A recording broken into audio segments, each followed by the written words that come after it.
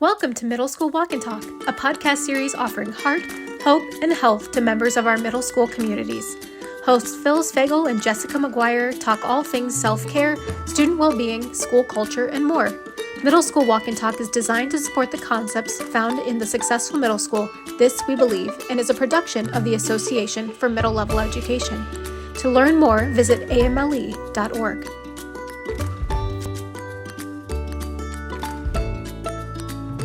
Today's episode, Keep It Simple, Stupid, Intentionality and Empathy for the New School Year. Welcome back to the Middle School Walk and Talk podcast. After taking a few months off, Phyllis and I are happy to be back recording the Back to School podcast for 2025. And as we head into this new school year with excitement, there's also much on everyone's mind. And so, Phyllis, what are you thinking leading into this new school year? What is most on your mind? First of all, it's so nice to see you, Jessica. It is a time of year when I sometimes try to predict what we're going to see, as if we could ever possibly know what's coming. We don't have a crystal ball. And one of the things I started thinking about is the fact that what they're thinking about, what they're experiencing, what their emotions are probably isn't that different than what we, the adults in their lives, are experiencing. They're exposed to the same images, the same information. There's that emotion contagion, and they're picking up the vibes from all around them. They are influenced by the way people are interacting, whether it's in the political sphere or, even at their neighborhood store, and they're bringing all of that to the table, and so are we. And so one of the things I think is helpful to do is to take a minute and just think about what you're bringing to the table so that you know what your vulnerabilities are, you know what your triggers are, and also so that you don't fall into the trap of assuming you know what a child might be thinking or experiencing, but also recognizing that there might be some commonalities, there might be things on their mind that are similar to what's on our mind. So that's at the very high level what I've been thinking about. And just to use your word, Jessica, I know you talk a lot with me about intentionality, and I would love to hear how you're thinking about that with regards to the beginning of the school year. Yeah, I love your thoughts on, as an educator coming into the year, having some self-reflection about how you're coming into the year, no matter how it is, and how you're going to show up for everyone. I think that that's maybe a level of actual self-care. I was saying earlier, we do as a school system sometimes all these things to provide our teachers with what we think is self-care, right? Which is like really cool things. Like, we're going to give you lunch. We're going to invite a massage therapist in. Like, we love all these things and they feel good. But maybe another layer or level of actual self-care is just being self-aware. And no matter what the summer held for you, how are you showing up in the school year for kids, and really go back knowing what that is. And I think that that is intentionality. So like on a personal level, I think you see it, and I believe you see it from that lens, probably from your background as a counselor as well. As I think that's really intentional. And I am coming at it now after talking to you, thinking a little bit that way, but also I'm coming at the year intentionality in a little bit different systematic thinking from my view as a school leader as well, right? So I want to come into this school year being able to be really intentional about what we expect from ourselves and from kids, and with teaming with parents from the get-go. To kind of create that foundation for our team and our people. And when I say our team and our people, I mean like our community of parents and kids plus our staff, right? And be real intentional with that so that we have that foundation to grow from all year. And I think that goes back then to what you were saying. When you feel like you come into a school system to where it feels supportive in that way, that no matter how you're showing up, it is supported by that. And then this other idea keeps going through my head too, that I keep thinking about. That could sound like a big lofty thing, but it really isn't. It's more just live the words on your wall kind of thing. Like, what do we stand for? And how do we project that out to our stakeholders? But I keep thinking about this, and it's just the KISS principle. Keep it simple, stupid. Like, I think I definitely overcomplicate things sometimes, and I have to be called on that sometimes by my team. Are we overcomplicating it? Could we get down to the basics and really solve this problem? Or is it a problem we don't really need to solve, but just one we need to be aware of right now? So I'm going into the year with that level of intentionality, sometimes around systems a lot for me. And then also with the thought of keeping it simple and continually asking myself, is this becoming overcomplicated? And is this really where we should be aiming? Like, are we going to hit the mark and this is going to move the needle if we make these moves? And I want to go into the year as a building leader, keeping that at my forefront all year. Because one thing, Phyllis, I hear from teachers, and I haven't talked to a lot of teachers at my school this summer because our school is heavily under construction. We have 5 different contractors on campus. It's going to be like a whole new building when we go back. But what I heard from a lot of teachers prior to school getting out was sometimes it just felt really complicated, right? And it probably didn't need to be, and it became, some things felt overwhelming. So I just want to regroup in this new school year with the thought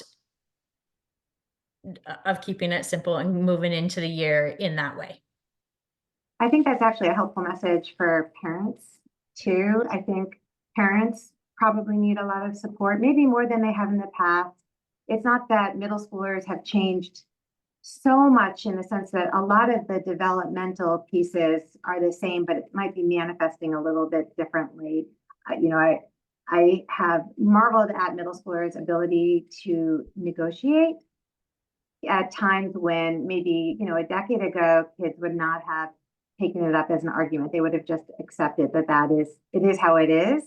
And really leaning on, and this goes along with your idea of keeping it simple, but really leaning on what we know about middle schoolers, really leaning on the fact that we know they're insecure. We know that they act out or have behavioral issues for a million different reasons. They might feel distracted. They might be trying to fit in. They might feel bad about their ability to keep up with their peers.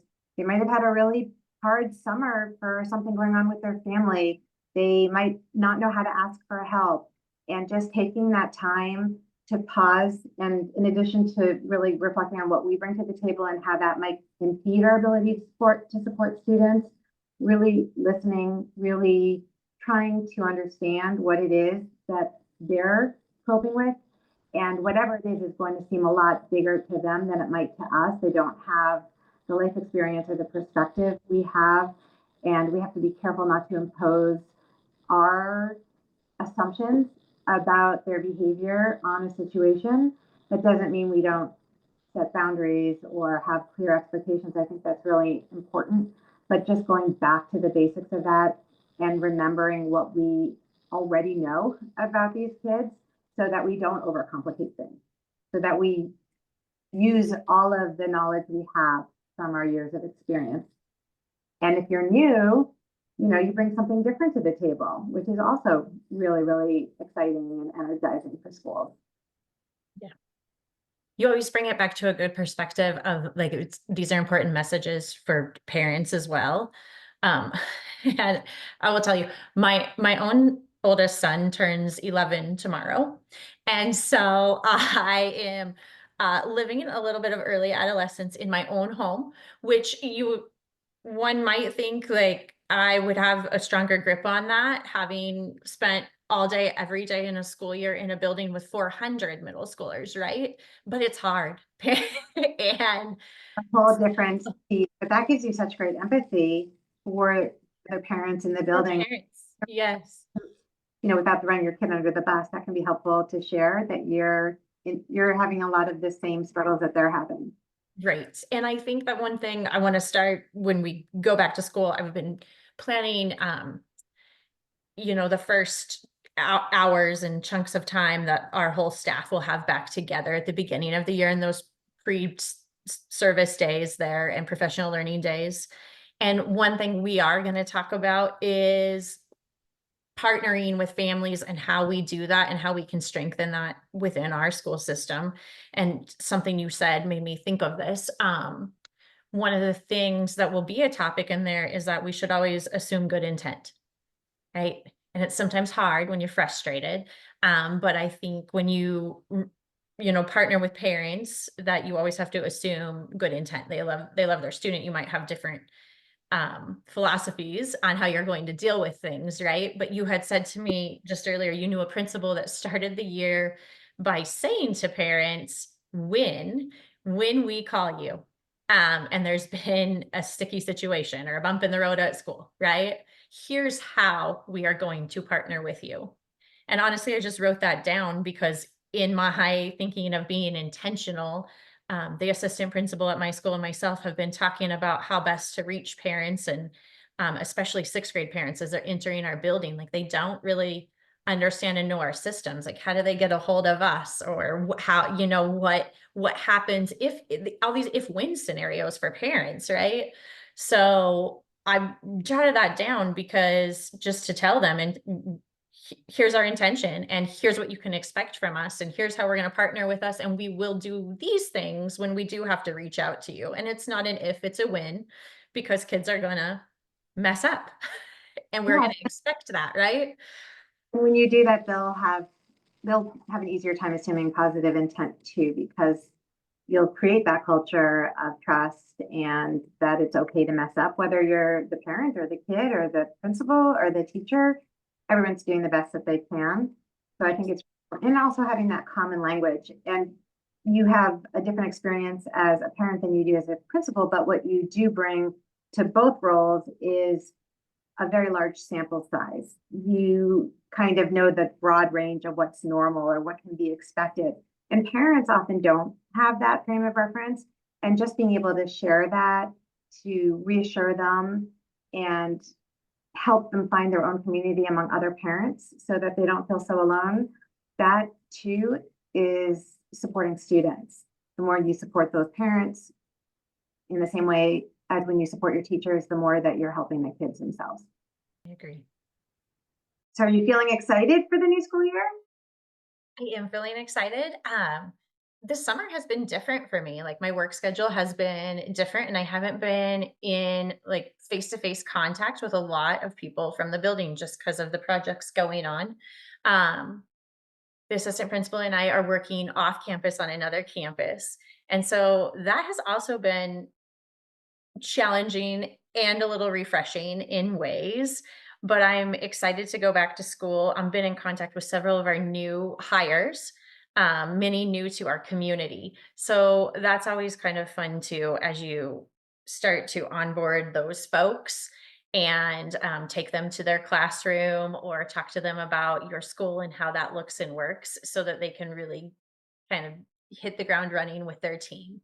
But I'm always excited to go back to school, to see the folks I work with. But honestly, I'm missing the kids. You get a whole new batch in the fall. What are the grades that your school serves? Yep, our school is 6th through 8th, so we'll be welcoming in just a little over 100 sixth graders and their families. And yeah, we've sent this last year our outgoing 8th graders into the high school for a whole new adventure over there. So I'm from I live in a fairly small town, as you know. So I see. Too. What's that? Tell them where it is too. Okay, I live in Wyoming, and I live in a town that's a population of just over 6,000 people.